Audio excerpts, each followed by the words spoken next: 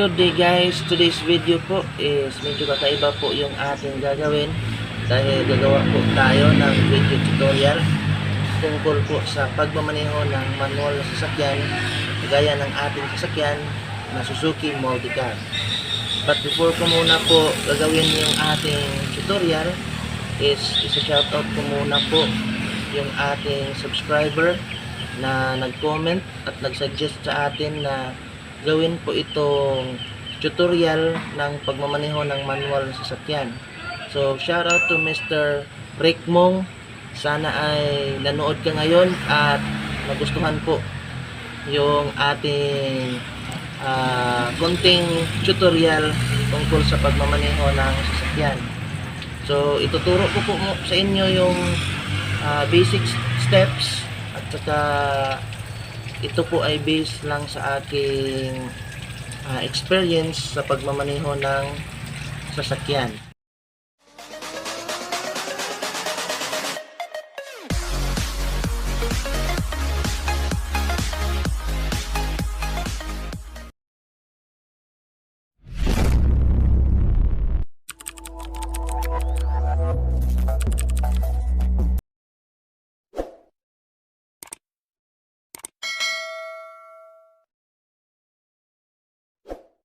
Nandito na tayo sa loob ng sasakyan. Unang-unang makikita nyo dito sa driver seat is itong manibela, itong cambio, tapos itong tatlong pedal na nasa ilalim ng ating sasakyan. So ngayon, bago nyo po paandarin itong sasakyan, situit po na naka-align po itong side mirror sa inyong kaliwa at saka ng inyong kanan, pati na rin itong center mirror. Situit po ng itong side mirror nyo is nakikita yung gilid na side ng inyong sasakyan hanggang sa dulo, pati na yung sa right yung side, pati na rin yung sa dulo. Dito naman sa center mirror, dapat ay naka-align siya na kitang-kita nyo yung likuran at hindi siya masyadong nakatungo or nakataas. Okay. So, naman tayo sa cambio. I suggest na bago po kayo aarangkada or bago po ninyo patakbuhin yung sasakyan, make sure po na kabisaduhin nyo po muna itong cambio ng sasakyan. So, kapag manual transmission, meron pong dalawang klase ng cambio. Meron pong hanggang mula 1 hanggang 5, meron ding 6. Tapos meron din yung ang reverse nandito, meron din yung reverse nandito. So sa ating sasakyan, yung reverse po is nandito. Yung mga maliliit na sasakyan, yung reverse po is nandito hanggang ditong dulo dito. Tapos kapag automatic naman na sasakyan, so wala pong guhit na parang baron antenna yung guhit. Iba yung ikanyang gear position, kumbaga. So ipapakita ko na lang po sa inyo yung difference ng automatic sa manual na cambio. So, dito naman tayo sa ilalim sa ating paa. Pasensya na po kayo at medyo madumi po yung ating sahig at saka yung ating paa, no? So meron po kayong makikita na tatlong pedal dyan.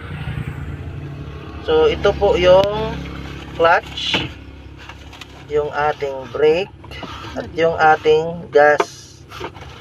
So ito po yung tatlo, ito po yung nagagamit kapag manual transmission po ang ating sasakyan.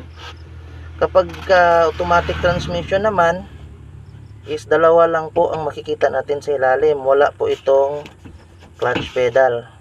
So ngayon, bago nyo po i-start yung engine, situit po na palaging nasa neutral position po yung ating cambio. Okay? So ito ituturo ko muna sa inyo yung direksyon ng ating cambio, no? So unang-una, yung ating first gear, yung ating primera is andito sa badang dito.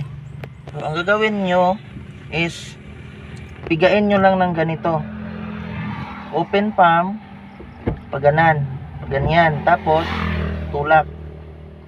So first gear na yan. Kapag gusto nyo namang lumipat papunta sa second gear, yung second gear natin is nandito. So piga pa din, tapos bira or hatak. Tapos pag gusto niyo namang lumipat sa third gear, yung third gear natin is nandito sa gitna, from the point of origin ng ating cambio. So nakaganyan yung cambio, yan to pala yung neutral position. Para malaman nyo kung naka neutral position siya, aalugin nyo lang ng ganyan. Pag naaalog siya ng ganyan, ibig sabihin free siya, nasa neutral position na siya, or nakatindig ng diretso yung ating cambio. So balik tayo. Ito yung first gear. So pag ganyan, yung second gear piga pa din, tapos bira, tapos papunta tayo sa ating third gear, nandito sa gitna. So ang gagawin natin is ibabalik natin siya konti, ganyan. Tapos galing siya dito, no, sa ating second gear. 'Di ba yung pattern is naka ganon? Pakita ko na lang sa inyo yung pattern, no. Naka ganon, naka letrang L. So ang gagawin nyo is ibalik nyo siya sa gitna. Ibalik sa gitna, tapos nang diretso na yung tindig, tapos itulak na lang natin. Tulak. Okay? Ano, no? Second gear, balik konti, tulak sa gitna. Third gear na yan. Kapag pumunta naman tayo sa fourth gear, ang gagawin natin is bira lang diretso. Hatak na lang diretso, no? Kasi nandito yung fourth gear. Ayan. Ayan, fourth gear na yan. Neutral, tercera, third gear, neutral yan. So hilahin natin, fourth gear yan. Yan. So sa case pala ng ating sasakyan, no, is wala siyang fifth gear. Supposedly nandito yung fifth gear. Piga sana ng ganyan, tapos tulak doon. Kaso itong sasakyan natin surplus from Japan, tapos medyo luma din, kaya wala siyang fifth gear. So tuturo ko na lang sa inyo, sana yung fifth gear is piga ng ganyan, piga pang puntang right, tapos tulak. Pero wala tong fifth gear, so dito tayo sa reverse. So yung reverse niya is piga, tapos hatak dito sa likod. Yan. So ayan yung reverse natin. So kung gusto nating ibalik sa neutral, tulak na natin konti. Ganon. Nasa neutral position na tayo. Okay? So tandaan nyo po na sa mga baguhang driver or gustong matutong mag-drive, ito po yung pinaka-importante nyong tandaan, itong position ng inyong gear sa inyong cambio. Dapat nyo itong ikabisado dahil ito po ang pinaka-importanteng matutunan sa isang driver na bago, itong cambio. Next naman natin is dito na tayo sa ating paa. Okay, dito sa ating paa makikita nyo meron tayong tatlong pedal, no? So iulit ko lang, ito yung gas pedal, brake pedal tong sa gitna, ito namang dito sa kaliwa is ito yung clutch. So paano ba ito gagamitin? So every time po tayo nag-shift ng ating gear, ng ating cambio, is dapat po is inaapakan po natin una itong clutch pedal. Ididiin po natin siya hanggang para po yung ating cambio is papasok, no? Papasok ng every time na lilipat kayo ng gear, dapat una po ninyong i-press itong cambio para palagi pong papasok yung ating cambio. Okay, pigain nyo muna yung clutch una, tapos cambio. Okay, so ito namang brake, itong kaliwang paa dapat is naka-assign lang ito sa ating clutch. Bawal niyang apakan itong brake kasi hindi siya pwedeng iapak mo sa brake. So bawal pong iapak ang kaliwang paa dito sa brake. Dapat itong kanan lang yung aapak sa brake at saka sa ating accelerator. So ito lang talaga yung maglilipat-lipat. So pasensya na po kayo dahil marumi po yung aking paa, no? Pasintabi na lang po sa kumakain dyan. Okay. So ngayon, tuturo ko na sa inyo yung pagpaandar ng ating sasakyan.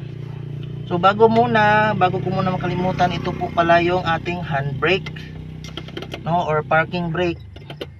Dapat po palaging naka-engage po ito habang kayo ay nagpa-park para hindi po siya tatakbo, no? Okay. So dito na tayo sa pagpaandar ng ating sasakyan. So first, see to it po na palaging nasa neutral position po itong cambio. Huwag nyo pong i-start yung ating makina na nasa first gear or second gear man or kahit saan mang gear dyan. Kasi ang tendency niyan, kapag na-start nyo tapos naka-gear yan, may tendency na yung gear nyo sa ating gearbox, sa ating engine is magkakaroon ng crack or madadamage, or itong sasakyan is lulukso or tatalon. Okay. So ngayon, nasa neutral position na tayo. Hindi natin wag muna natin apakan yung mga pedals natin sa ilalim.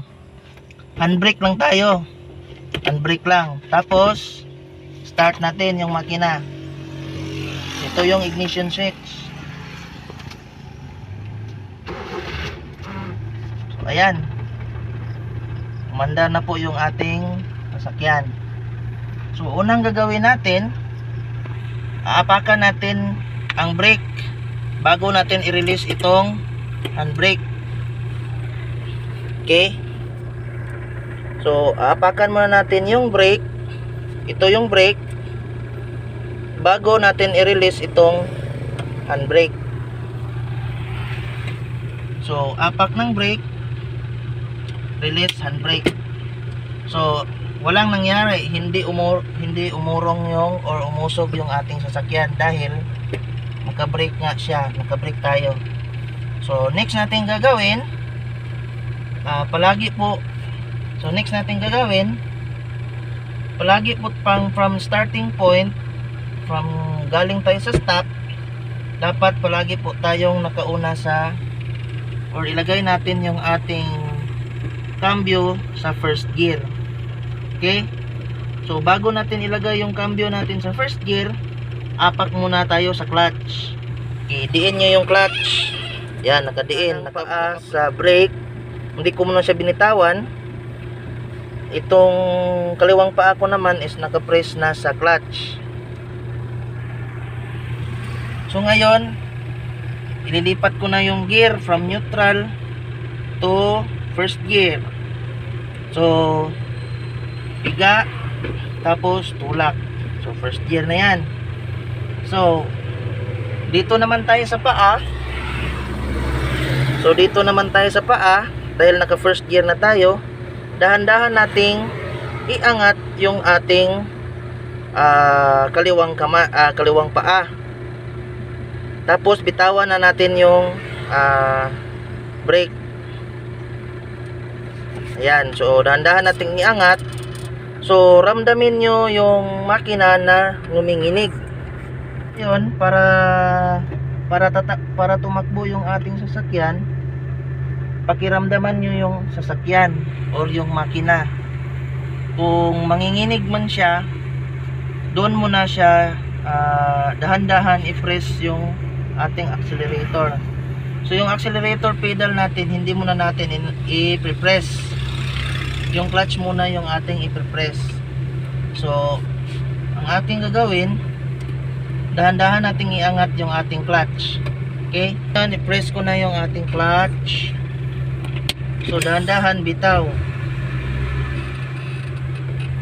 So tingnan nyo, yung aking paa hindi pa so, tumatakbo na siya, no, konti. So i-press ko na yung accelerator.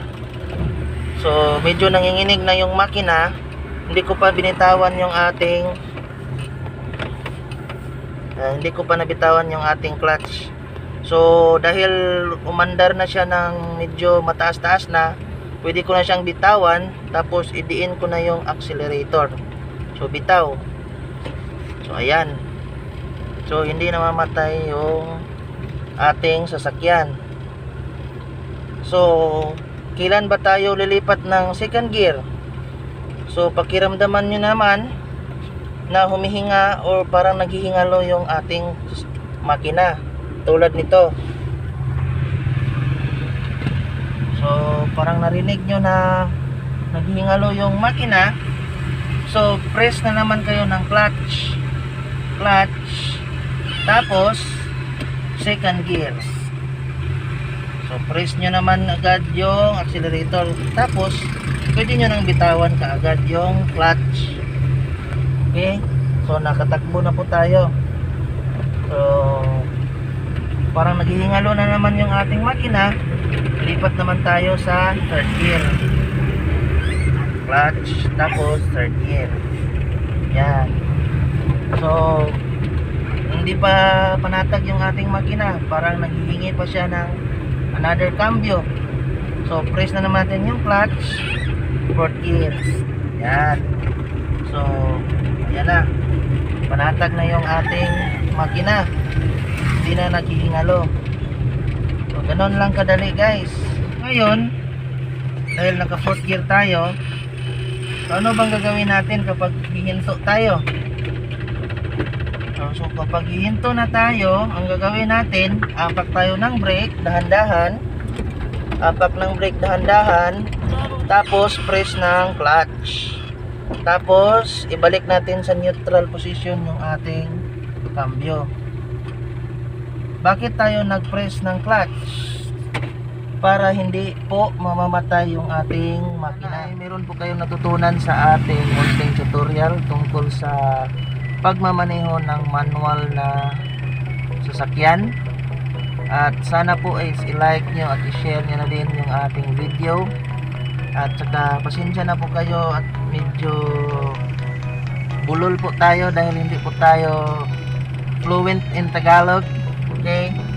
At saka tandaan nyo lang po yung cambio, yung direksyon ng cambio, at saka paano bitawan yung clutch, no? Dapat is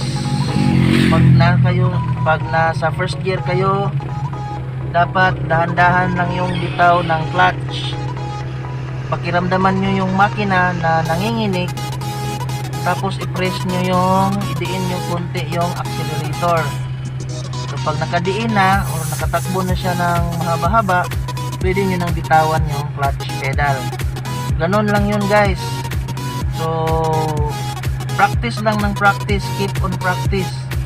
At saka see to it po na yung pinagpraktisan nyo na lugar is nasa open area kayo or open space, para iwas po sa sagi at saka iwas damage po ng bumper.